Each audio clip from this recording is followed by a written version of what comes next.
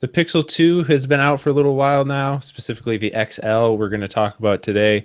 You've already heard all about the display drama, but we haven't actually had the phone in our hands yet. Chris got the XL this week, and if I have to say, Chris, you're kind of notorious on the internet for being picky about displays of smartphones.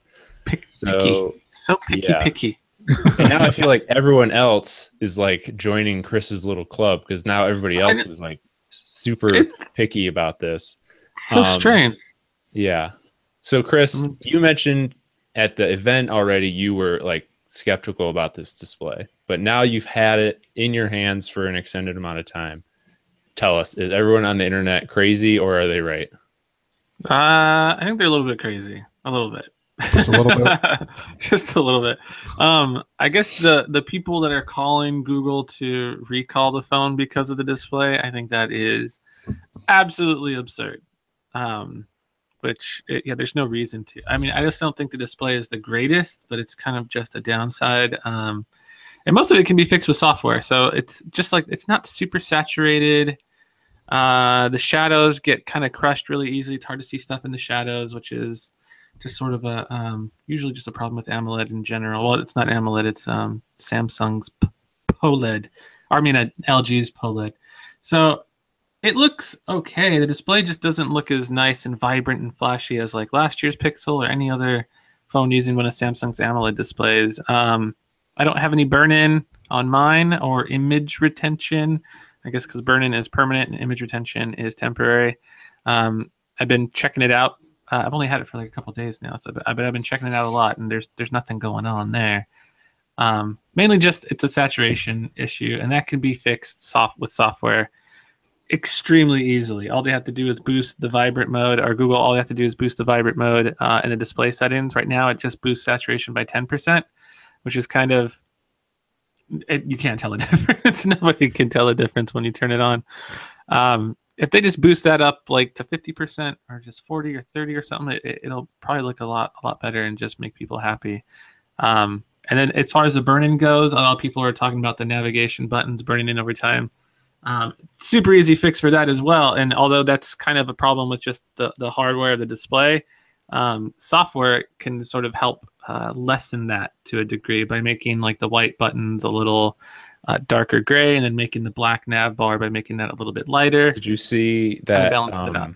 Did you see that 8.1 seems to have addressed that? Yes, I tweeted this just like yesterday. I was saying Google could fix this so easily with the software because people are like, it's hardware, it's hardware. And I mean, yeah, it is, but at the same time, it's because they're using those harsh contrasts of like white buttons and black background, and it just makes it really noticeable. So on 8.1, they have it. So now I think they've almost completely gotten rid of the black nav bar. I haven't tested it out myself, but it depends on what you're looking at. So if you have an app that's all white, the nav bar is going to match the white, which gives you that nice, clean, even burn-in all across, uniformity, I guess you could say, all across the display. So that'll help with that. So they're already kind of doing it. I know they're going to do the saturation thing. There's been way too much, I guess, negative feedback as far as that's concerned. But everything else is pretty great on the phone. The camera is amazing. It is.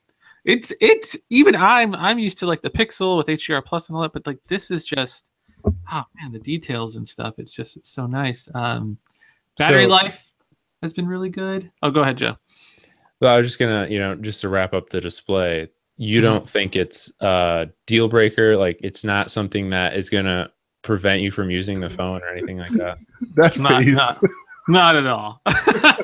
Not at all. And it's interesting too, is one of the things about the display is if you look at it completely from the side, you can actually see the edge of the display. It's weird. So it's not a curved display, but because of the way the it's like the glass is curved, but the display isn't. It's almost like a Samsung curved display. It's crazy what they did there. But yeah, definitely not a deal breaker in any way, shape, or form. The people that are saying that are just, I don't want to say they're crazy, but they're just really anal, I guess.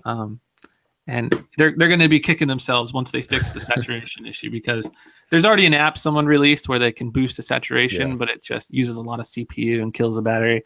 And look, when I put it on, I was blown away by how wonderful, like all the colors. It's like a blind man seeing again. It was wonderful. But yeah, definitely not a deal breaker. Just kind of a negative and a downside right now. But I'm sure Google will fix that in a future update. You guys heard it here first from the pickiest of the picky, the OG display connoisseur. He says it's not a huge deal. So take that for what it's worth. This has been the Fancast. We will see y'all next time.